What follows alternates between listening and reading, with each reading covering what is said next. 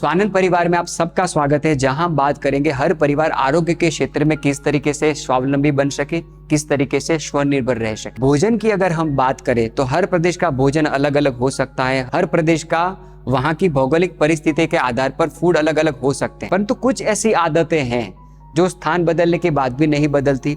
आप केरल में रहते हो, आप गुजरात में रहते हो, अरे आप आउट ऑफ कंट्री चले जाते हो, फिर भी वो हमको आरोग्य ही दे सकती है।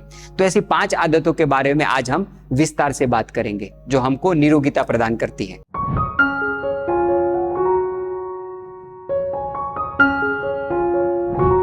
सबसे पहली आदत है तेल मालिश।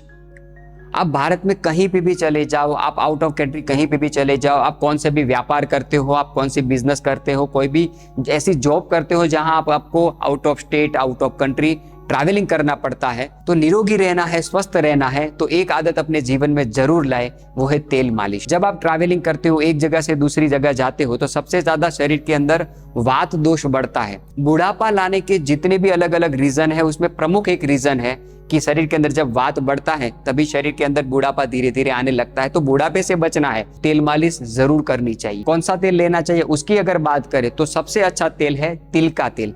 गर्मी के दिन है, मई जून की गर्मी है, आप ऐसी जगह पर ट्रैवलिंग कर रहे हैं जहां पर बहुत ज्यादा गर्म मौसम है, तो नारियल का तेल का मालिश कर सकते हैं। उसके अगर कोई ऋतु है, ठंडी की ऋतु है, बारिश की ऋतु है, या फिर आपको गर्मी रिलेटेड कोई समस्या नहीं है, तो तिल के तेल का मालिश अचूक करें। तो एक आदत ऐसी जीवन में जरूर डालें कि आप कहीं पे भी हो, कोई भी समय पे हो, कोई भी उम्र के आप हो, तो जो आपको निरोगिता प्रदान करती है, सबसे पहली आदत है तेल मालिश जरूर करें।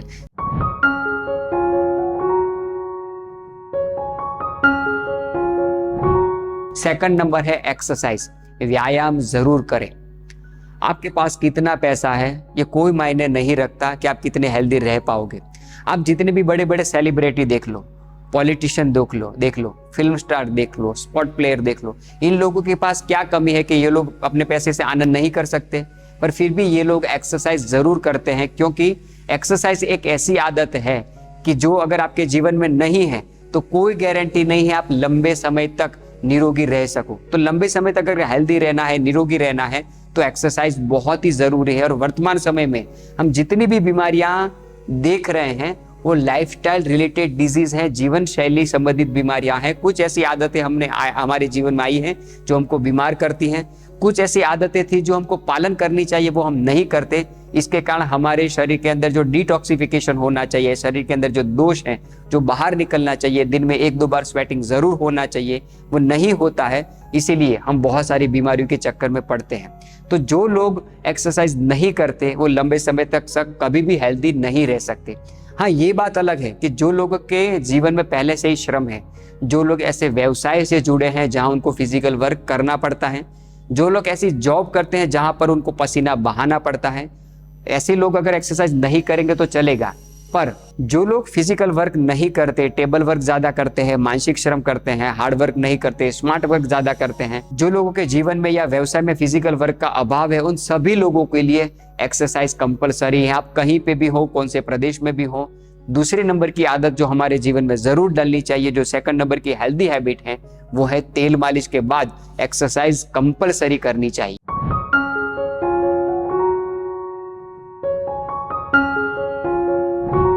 तीसरी आदत है नींद का समय सुनिश्चित करें। रात को 12 बजे दिन निकलता है, सुबह को 6 बजे रात होती है। ये सब गाने फिल्म तक अच्छे हैं, प्रैक्टिकल जीवन में ये सब गाने का कोई मतलब नहीं है। ये सब गाने अगर प्रैक्टिकल जीवन में आ गए तो हमारा जो शरीर है वो बीमारी का घर हो जाएगा।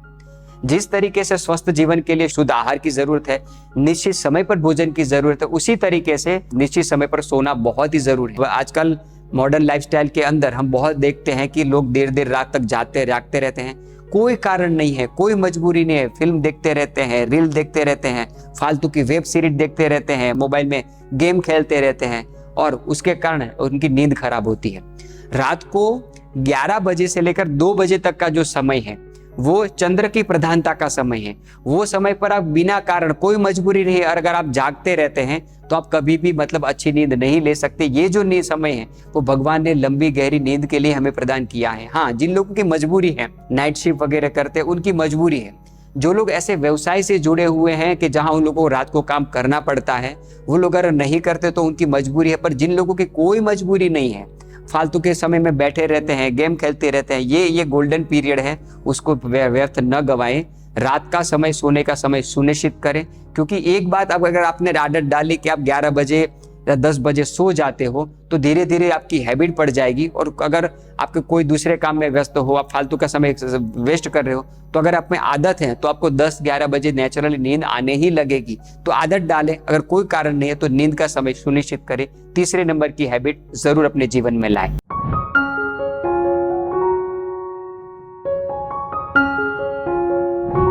चौथे नंबर की आदत है शाम का खाना जितना जल्दी हो सके उतना कर ले। आजकल ये बहुत सारा चलन चल रहा है, देर रात तक लोग खाते रहते हैं, होटल में देर रात तक खाना खर्चा चलता रहता है। गुजरात जैसे जगहों पर तो रात्रि ही में ही बाजार लगते हैं, रात को 11-12 बजे शुरू होता है, सुबह 6 बजे तक लोग खाते रहते हैं। आयुर्वेद के मतानुसार सूर्यास्त के बाद का भोजन राक्षसों को अर्पण किया हुआ भोजन है, ऐसे हमारे ऋषि मुनि कहकर गए हैं। और मॉडर्न ऐसी रिसर्च हुई है कि कोई अगर देर रात को खाना खाता है तो उसके शरीर के अंदर बैड कोलेस्ट्रॉल बढ़ता है। बैड कोलेस्ट्रॉल मतलब क्या? हमारे ऋषि मुनि ने जिनको राक्षस कहा है, जो शरीर के में बहुत सारी बीमारी लाता है, जिसको हम मॉडर्न में ट्राइग्लिसराइड कहते हैं, ऐसी कोलेस्ट्रॉल क्यों बढ़ता है? देर रात का भोजन लेने से। और हमारी जो डाइजेशन सिस्टम है, हमारी जो जठराग्नि है, वो सूरज के आधार पर है, नहीं चंद्र के आधार पर। रात का भोजन 7 से 8 बजे जरूर कर लेना चाहिए। जिन लोगों की मजबूरी है, पहले बोला, जो लोग पहले जैसे हमने बात की, जो लोग शिफ्ट ड्यूटी में जॉब करते हैं, जिनके ऐसे व्यवसाय हैं कि उनको देर रात को ही भोजन करना पड़ता है, बहुत दूर जॉब करते हैं, घर आते समय लेट हो जाता है, तो रात के भोजन में जितना हो सके उतना हल्का अनाज ले। मूंग दाल की खिचड़ी ले सकते हैं, मूंग की दाल और चावल ले सकते हैं। सिर्फ रात को दूध पी के सो सकते हैं। जितनी भी हरी सब्जियां हैं, सीजन की सब्जियां, उसका सूप बना कर ले सकते हैं चाहिए। इसलिए कहावत थी कि सुबह का भोजन राजा की तरह, दोपहर का भोजन एक आम आदमी की तरह, और शाम का भोजन है एक साधु की तरह, एक फकीर की तरह, जिसमें कोई वैरायटी ऑफ फूड नहीं होता। ज्यादा वैरायटी वाला भोजन रात को अगर लेंगे तो डाइजेस्ट नहीं हो पाएगा। जितना हो सके उतना हल्का, जितने हो सके उतनी कम वैरायटी वाला भोजन अगर रात को अगर लेंगे तो हम बहुत सारी बीमारी से बचे रहेंगे। तो चौथी हेल्दी हैबिट ये हमारे जीवन में हम जरूर अपनाएं।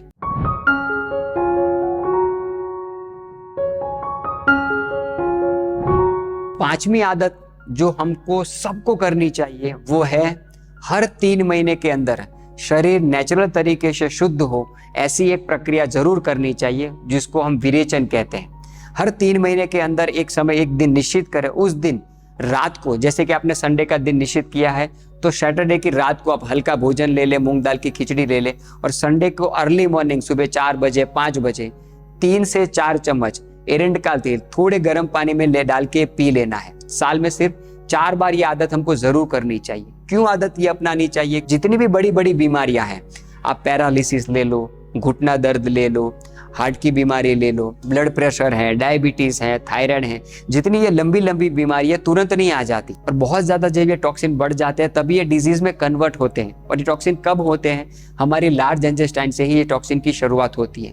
पहले कब्जियत होती है, बाद में हम उस पर ध्यान नहीं देते, तो धीरे धीरे धीरे बड़ी आंत के अंदर इतना कचरा बढ़ जाता है, धीरे धीरे वो खून में मिलता है, खून से शरीर के किसी ऑर्गन में जाता है, और धीरे धीरे उस ऑर्गन के रिलेटेड हमें बीमारियां होती है। तो हमारी बड़ी आंत को अगर स्वस्थ रखना है, लार्ज इंटेस्टाइन एकदम क्लीन रखना है, तो हर 3 महीने के अंदर क्या करना है? रात को हल्का भोजन, दूसरे दिन अर्ली मॉर्निंग सवेरे उठ के 3 से 4 चम्मच एरंड का तेल पी लेना है। ये क्या करेगा? ये आपको थोड़ा लूज मोशन करेगा। इसके साथ में ये हमारी बड़ी आंत को लुब्रिकेंट का भी काम करता है, तो शरीर की शुद्धि होगी, साथ साथ में बड़ी आंत बिल्कुल लुब्रिकेंट हो जाएगी। तो उसके कारण हम बहुत सारी बीमारी से बचे रहते हैं। शरीर के अंदर जितने भी टॉक्सिन जमा हुए हैं, पुराने मल है, वो एक साथ में सब बाहर निकल आता है। बस ध्यान ये रखना है, जो लोग पित्त नेचर वाले हो, जो लोग गर्म नेचर वाले हो, वो लोगों को 1 से 2 चम्मच ही लेना है। जो लोग कफ नेचर वाले हैं, जिनको सर्दी जुकाम की बलगम रहती है, जो लोग बिल्कुल ड्राई नेचर हो, जिनका घुटना दर्द रहता हो, स्किन बिल्कुल ड्राई हो, शरीर बिल्कुल पतला हो, ऐसे वायु नेचर वाले लोग जो हैं, ये 3 या 4 चम्मच ले सकते हैं। तो ऐसी 5 आदत अगर आप कहीं पे भी हैं, किसी अवस्था में भी है, किसी उम्र में भी है, किसी भी स्थान पे हैं, इस 5 आदत आप कभी भी, कहीं भी, कौन से भी स्थान पर आप कर सकते हैं। और ये 5 आदत अगर हमारे जीवन में है तो हम निरोगी रहेंगे, स्वस्थ रहेंगे। सबको जय हिंद, वंदे मातरम।